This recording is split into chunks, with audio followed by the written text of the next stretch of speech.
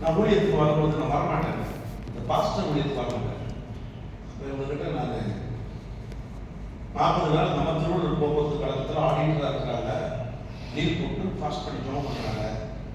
என்கிட்ட கரெக்டாக பேசுகிறாரு, உங்கள்கிட்ட தானே பேசுகிறாரு, நீ சரி நான் தினகரன் ஐயாவுக்கு வரமாட்டேன், நான் சாப்பிட வரைக்கும் என்ன ஒன்று செய்கிறேன், நீ ஊழியத்துக்கு போகணும் பேக் தூக்கி வரேங்க. இப்போ கூட என்ன போனால் பேக் நான் தூக்கி போகிறேன், அந்த நினைவு வரக்கூடாது. ரொம்ப அக்கறை ஊழியத்துக்கு பாஸ்டர் ஊழியத்துக்கு காரணமே ஆட்டு தானே. அதனால சில நேரத்தில் நம்ம சபையில் அம்மாமாரில் ரொம்ப யூஸ் பண்ணல, அவங்களுக்கு தான் திரும்ப ரொம்ப அதிகமாக இருக்கு. அவங்க மேலதான் கத்த ரொம்ப அபிஷேகத்தை வச்சிருக்காரு. அப்படி அமைதியாயிடுச்சு.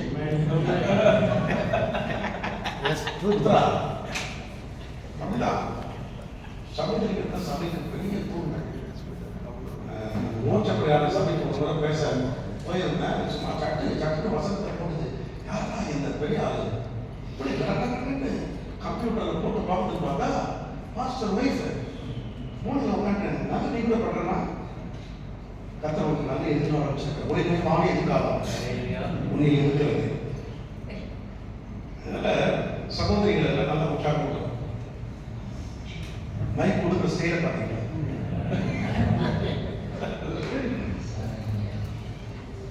இந்த நாளிலும் இந்த போதகர்கள் கூடுகைக்கு வந்திருக்கிற உங்கள் ஒவ்வொருவரையும் ஆண்டவராகிய இயேசு கிறிஸ்துவின் நாமத்தினாலே வாழ்த்தி வரவேற்கிறோம். குறிப்பாக இன்றைக்கு திருச்சபைகளில் நம்ம எல்லாருமே ஊழியம் செய்கிறோம். அநேக நம் மூலமாக சபைக்குள்ள வராங்க. ஆனால் வெறும் மனைவி மட்டும் ரட்சிக்கப்பட்டு வராங்க, கணவர் மட்டும் ரட்சிக்கப்பட்டு வராங்க. சில சபைகளில் பிள்ளைங்க ரட்சிக்கப்பட்டு வராங்க. இன்னும் எவ்வளோ காலமாக வராங்க, ஆனால் அவங்க குடும்பங்களில் முழுமையான ஒரு ரட்சிப்பு இல்லாமல். அதுக்காக நம்ம எல்லாரும் ஜெபம் பண்ணுறோம், சபையிலும் நம்ம ஜெபிக்கிறோம். இப்போ ஏற்கனவே சீனியர் போதகர் சொன்னது மாதிரி 5 விரல் ஜெபம். இதை நாங்கள் ஏன் ரொம்ப முக்கியப்படுத்துகிறோம் என்றால், எங்கள் திருச்சபையில் இந்த ஜெபத்தை முக்கியப்படுத்தி யாரெல்லாம் இந்த ஜெபத்தை பரிசுத்த ஆவியானவருடைய உதவியோடு குடும்பத்தில் ரட்சிக்கப்படாதவர்களுக்காக அவங்க ஜெபிக்கிறாங்களோ அவங்க குடும்பங்கள்ல அவங்க மூலமாக ஒரு மாசத்துக்குள்ளேயே அவங்களாம் ரட்சிக்கப்பட்டாங்க. அதை நாங்க பர்சனலா பார்த்துருக்கோம். அவ்வளவு வைராக்கியமான அப்பா அம்மா.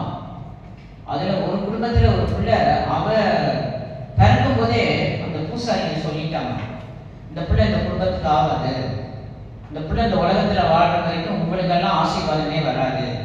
அப்போ அதனால அந்த பெற்றோர்கள் என்ன பண்ணியிருக்காங்க, சின்னதுல இருந்தே அந்த பிள்ளையை ரொம்ப கொடுமைப்படுத்தியிருக்காங்க, ரொம்ப வேதனைப்படுத்தியிருக்காங்க. அப்போ ஒரு 12 வயசு ஆகும்போது அந்த பிள்ளை நினைச்சாலாம் செத்துடுறாங்க. இனி நம்ம இப்படி இந்த வயசுலேயே இந்த பெற்றோர் நம்ம இப்படி நடத்துறாங்க, இவங்க கிட்ட எப்படி நம்ம வாழ முடியும், வளர முடியும், செத்துடலாம். அப்போ ஆனால் அவருடைய பாட்டி ஆண்டவரை ஏற்றுக்கொண்டவர்கள்.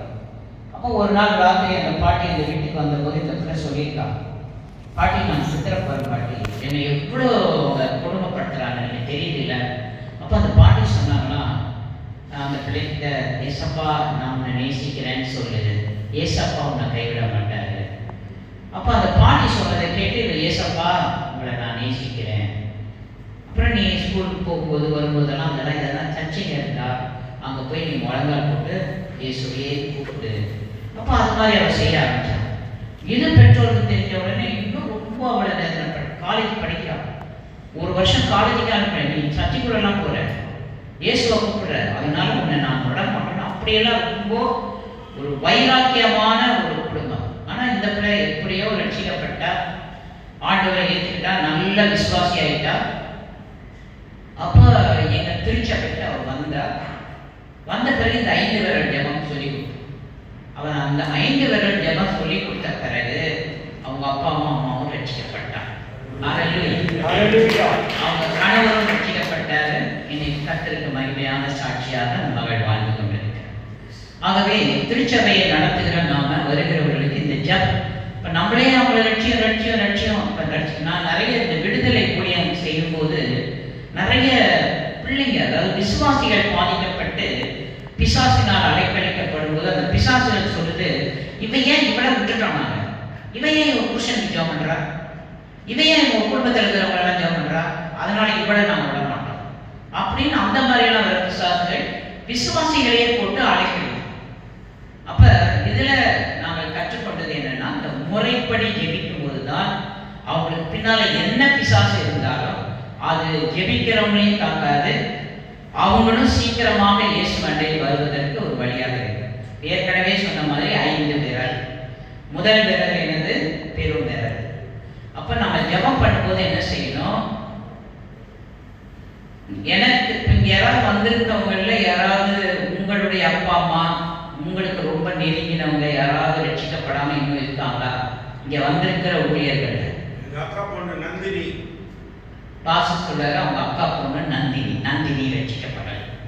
நந்தினிக்கு நல்ல இயேசுவெல்லாம் தெரியும், இயேசுவை நம்புறாங்க. ஆனா அவங்க குடும்ப சூழ்நிலை அவங்க முழுமையாக ஆலயத்துக்கெல்லாம் வர முடியாது. அப்ப நந்தினியை ரட்சிக்கலாம். இப்ப நந்தினி ரட்சிக்கப்படணும். இப்ப நாங்க என்ன பண்ணணும், இயேசுவே நந்தினி எங்களுக்கு ரொம்ப நெருங்கின உறவு, சொந்தக்காரர், எனக்கு ரொம்ப சொந்தம்ன்றதை விட ஏசப்பா அவங்க உங்களுக்கு ரொம்ப சொந்தம்.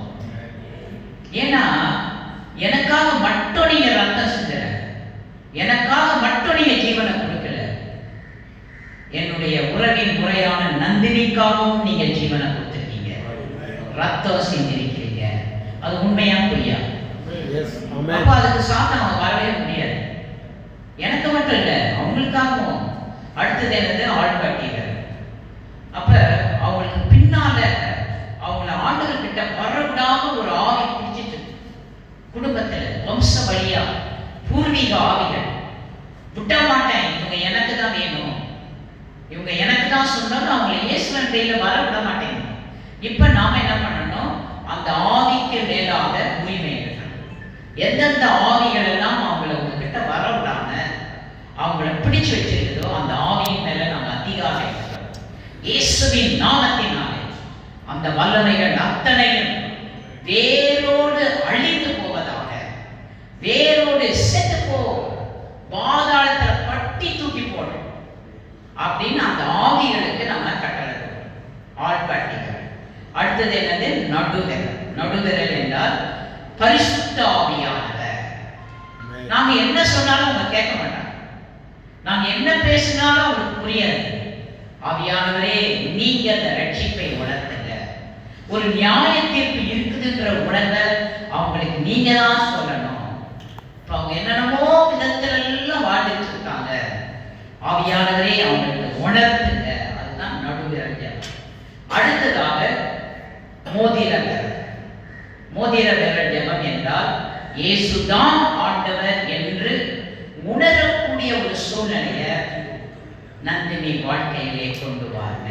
இயேசு இப்ப நம்ம அவங்க அதுலயும் பிசாசு என்ன பண்றான்னா, குடும்பத்துல ஒரு சிலர்லாம் ரட்சிக்கப்படுதுன்னா இவங்களுக்கு தான் ரொம்ப பெரிய பிரச்சனைகளா இருக்கும். அவங்களும் நல்லா இருப்பாங்க, அவங்களும் சொல்லுவாங்க, என்ன ஏசு ஏசுன்னு பண்ண, நீ தான் கஷ்டத்துல இருக்கிற, நீ தான் பிரச்சனையில் இருக்கிற, நாங்களாம் எப்படி இருக்கிறோம். அந்த மாதிரி பிசாசு அவங்களை பண்ணுவான், வேண்டியதெல்லாம் கொடுப்பான், எல்லாத்தையும் செய்வான். அப்ப அவங்க ஆண்டவர்கிட்ட வரவே மாட்டாங்க.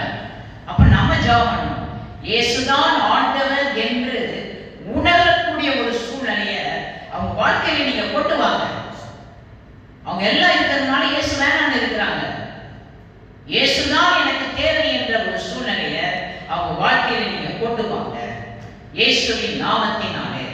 அப்படின்னு நம்ம ஜெபம் பண்ணா எவ்வளவு கோடீஸ்வரங்களா இருந்தாலும் சரி, எவ்வளவு செல்வாக்குல இருந்தாலும் சரி, கடைசியில நம்மகிட்டே வந்துடுவாங்க, ஐயோ நான் வாழ முடியாது, நான் சாக போறேன், இயேசுதான் எனக்கு வேணும் அப்படின்ற நிலைக்கு அவங்கள ஆண்டவர் கொண்டு வந்துடுவார். கடைசியாக சுண்டு விரல் நமக்காக நம்ம ஜெபம் பண்ணணும். யாருக்காக நம்ம ஜெபம் பண்றோமோ அவங்களுக்காக நாமக்காக ஜெபம் பண்ணணும். ஆண்டவரே என்னை ஒரு கருவியாக பயன்படுத்தும், என்னை ஒரு கருவியாக. என்னை பார்த்தா என்ன, இப்ப என்னுடைய உறவின் முறையா என் கணவன் என்னை பார்த்தா மனைவி தானே நினைக்கக்கூடாது, பெற்றோர்கள் பார்த்தா என் புள்ள தானே நினைக்கக்கூடாது, கூட பிறந்தவன் நினைச்சா பார்த்தா என் சகோதரன் சகோதரி நினைக்கக்கூடாது. தேவ பிள்ளையா ஆமென். நான் பேசும்போது தேவ வல்லமை அவங்க உணரணும். ஐயோ இவங்க கிட்ட நிக்க முடியல, ஒரு வல்லமை வருது, ஒரு அபிஷேகம் வருது, இவங்க உண்மையாகவே தேவனுடைய பிள்ளை ஆமென். என்று உணரக்கூடிய அந்த வல்லமை சூண்டு வர ஜெபம் அதுதான். என்ன ஒரு உப்பா மாத்துங்க. ஆண்டவர் என்ன சொல்லியிருக்காரு? பூமிக்கு நீ உப்புன்னு சொல்லியிருக்காரு, உலகத்துக்கு நீ வெளிச்சம் சொல்லியிருக்காரு. அப்ப என் பூமிக்கே நான் உப்புனா என் குடும்பத்தில் இருக்கிறவங்களுக்கெல்லாம் நான் பாதுகாப்பு கொடுக்க வேண்டாமா? பூமிக்கே நான் பாதுகாப்பு கொடுக்கக்கூடிய வல்லமைய ஆண்டவர் என் மேல வச்சிருக்காரு.